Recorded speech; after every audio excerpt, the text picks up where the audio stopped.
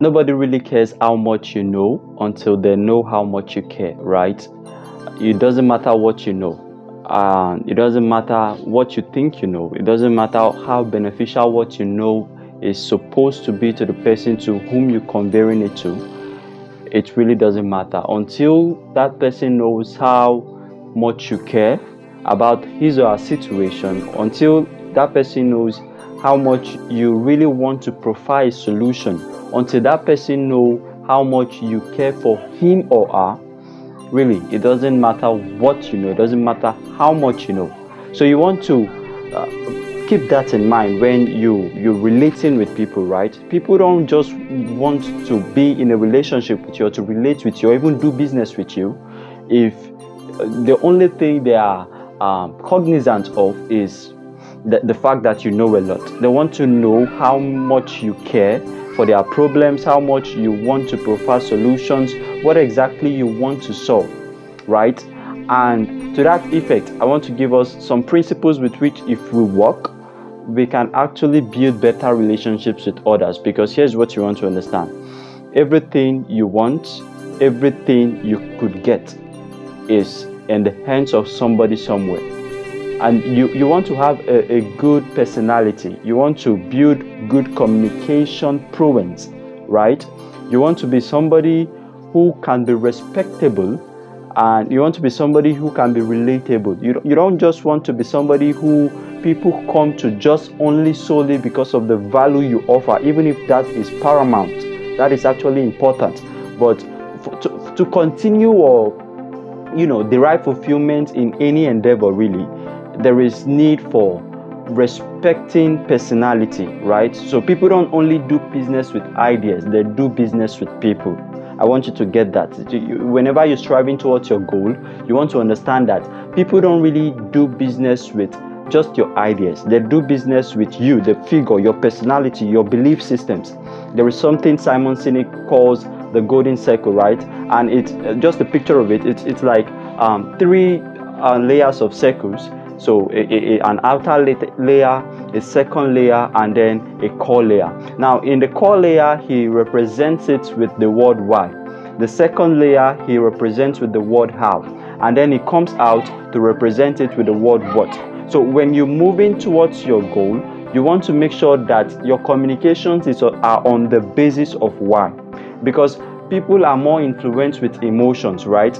You influence people basically on the basis of emotion. The reason why people buy things or do things or follow people is not necessarily because of the profundity of the idea. It's really the reason behind the idea. So you find out that some people are literally willing to lay down their lives for some causes. Some people are literally willing to lay down their lives to follow some leaders. Very profound leaders throughout history, that their followers were literally willing to lay down their lives to pursue the causes for which they stand. And the reason for that level of loyalty is because of the why, the reason why they're doing it, the reason who the leader is, who the leader stands for. They are following not necessarily the person, but they are literally trying to fulfill themselves, going after the idea. So they're following the why the leader stands, who the leader is, right? So you want to put that in mind and try to capture that and make sure that it's a manipulation game, because you can't really influence anybody if you are not conscious of it. To influence anybody, really, you have to be conscious. And one of those principles that you want to employ when relating with others, especially when you want to drive them towards coming into cognizance, into resonance with your idea, is you have to be genuinely interested in other people. The degree to which I've said it, that people don't really care how much you know until they know how much you care. So you want to communicate genuinity when you're relating with them. You want to give them a sense of oneness, to bring them into a settled realization that you are in this for them, not for yourself. You have to be genuine with them. You have to be, having that sense of this is for you, not necessarily for me. This is for you. I am interested, genuinely interested in what you're doing, in what you're going through, and I'm looking at preparing a solution to it. The second thing is that you need to listen more and talk less. I know many people have a lot of things. In fact, somebody said something very profound. He said that in superior people speak because they have something to say. Inferior people or stupid people speak because they have to say something. Just get the picture of that. So a certain group of the superior individuals, they literally speak because they have something to say what's being heard. But then those inferior who feel that there is a point to prove, always perpetually trying to, defend something that is not even being contested, they speak because they have to say something, not because they have something to say, right? So you want to fall in the group of people who speak because they have something to say. So speak less, listen more, because you can, if you don't understand why you are in a discourse with somebody is speaking with you, you do not really understand the point, what the person is saying, because it's really in the mind, right? So you want to get into the person's head, and you can't speak and learn. Let me reiterate that. You do not speak and learn, you listen and learn. So if you want to learn more about somebody, the wisest thing you can ever do is to listen more to that person. So shut up your mouth and listen for once, right? For Christ's sakes, just shut up and listen to what the person has to say. And with what the person says, you can pinpoint, pick out what the emotions that person is speaking from. Because it's the person that is wearing the shoe that knows where the shoe is paining him or her. So you want to get yourself into those shoes. You want to get yourself into the frame of mind that person is communicating from, right? So you have to listen attentively, not listen arbitrarily or nonchalantly. You have to listen attentively to everything, both the emotions, the demeanor, the body language, the words, the voice, the tone, everything. You have to, compile that before you prefer your solution, especially when it's somebody who is coming to you as a superior, or somebody that is supposed to provide a solution to his or her problem. So listen attentively and speak less. Fourthly, you want to not sound wise, right? When you're talking, you want to not sound wise. You don't want to sound as somebody who is proving a point.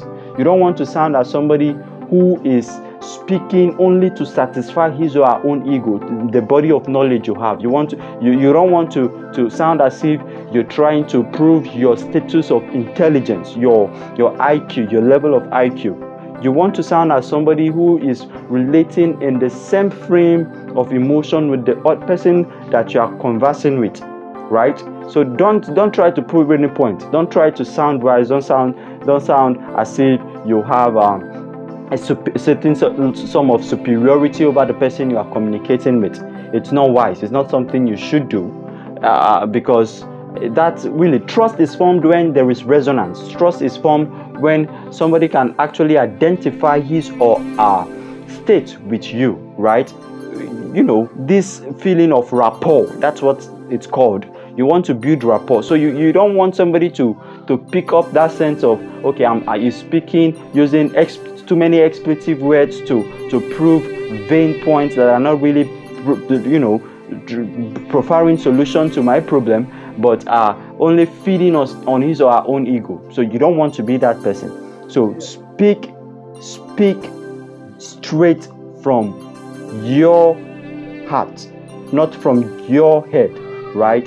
Communicate on the basis of the heart, not the basis of the head. So basically, I want you to understand. If you get the point that it's necessary that you relate with people, because away with you saying I am the omni knowers, omni science, right? Away with you saying I don't need anybody. You actually need people in your life. You need a great number of people, to help you, because you are just 4 steps away from your greatest breakthrough ever, literally by survey and by experiments. This is pragmatically speaking now. You are just 4 people away from the greatest of your breakthrough. So you want to harness that. You want to harness people's potential. You want to harness people's contribution. It's like saying 100% of your contribution versus 1% of 100 people's contribution. So you want to make sure that when you striving to your goal, you harness other people's contribution. And one way to garner people, to get people to identify with your vision, is to, employ some useful tactics, right? Because nobody is bettered with all these things inherently. Nobody is bettered with the settled knowledge of being genuinely interested in the other person. Nobody is bettered with the settled knowledge of, speaking less and listening more. It's something you have to develop consciously, because it is necessary if you're going to strive and fulfill your dream, your purpose, your vision, harnessing the wills and the contribution and the potentials of others. Because there are some things that you are meant to do, that are given to you to do, but you cannot do them alone. You need the potentials of other people to help you while you're striving towards the fulfillment of that purpose. So keep that in mind. 3 things. First things first, you need to make it conscious, very, very, very conscious, to be genuinely interested in other people. When you're talking to them, be genuine. Second thing, you need to be an ardent listener. The word is very intentional, ardent. You need to be very ardent when you're listening to people, and speak less. Don't, talk off your ignorance and try to communicate your ignorance to people, because you imagine what you don't know that you need to know, and you're trying to pour out your ignorance to people. Don't do that. Be conscious and wait for the right time to speak. And ultimately, you don't want to sound smart. You want to sound from the heart. You want to sound intentional. You want to sound as somebody who knows what he or she is saying, because that's exactly what people want to hear from you. Not that you know what not the figures, right? Not the pinpoints, not the numbers, but they want to know that you truly care and that you are somebody worth listening to on emotional levels, right? And that's exactly what our time has for us today. So